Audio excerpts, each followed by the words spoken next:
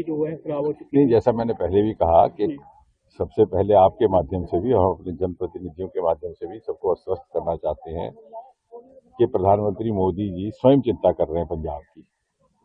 Day to day basis उनके पास monitoring हो रही है, वो ब्रीफिंग ले रहे हैं और हमारी उन्होंने ड्यूटियां लगाई हैं। यहाँ पर रोज केंद्र के मंत्री भी आ रहे हैं, दूसरी टीम्स भी आ रही है।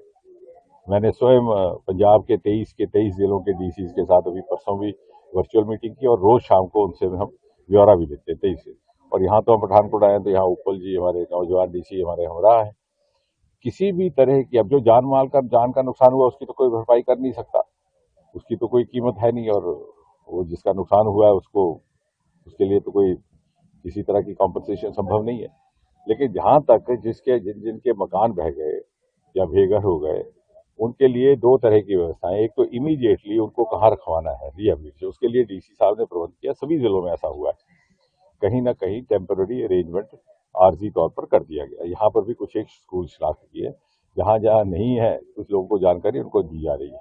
और ये भी उनको आपने समझाना है, करना है कि उनको कोई वहां से हटाएगा नहीं जब तक कि मुस्तकिल कोई विकल्प नहीं होता। अगर कोई ऐसी बात आपके ध्यान में आए तो आप हमारे ध्यान में डालिए, हमारे जनप्रतिनिधियों के ध्यान में डालिए। डीसी साहब हमसे संपर्क करेंगे, रोज इनसे बात हो रही है। ये व्हाट्सएप में हमने ग्रुप बनाया, उसमें हमें अपना रोज जो इनकी दिक्कतें हैं उसके बारे में और जो जो काम हुआ उसके बारे में जानकारी देते हैं।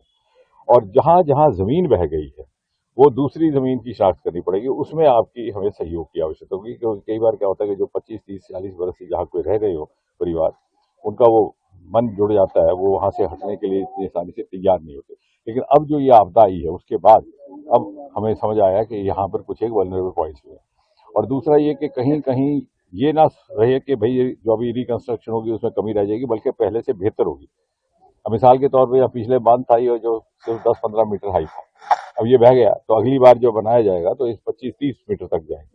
ऊंचाई बड़ी करेंगे, चौड़ाई भी करेंगे, जहां जरूरत होगी पिलर भी लगाएंगे ताकि फिर से ये आपदा है तो उस तरह का उस कदर उस मात्रा में नुकसान ना हो।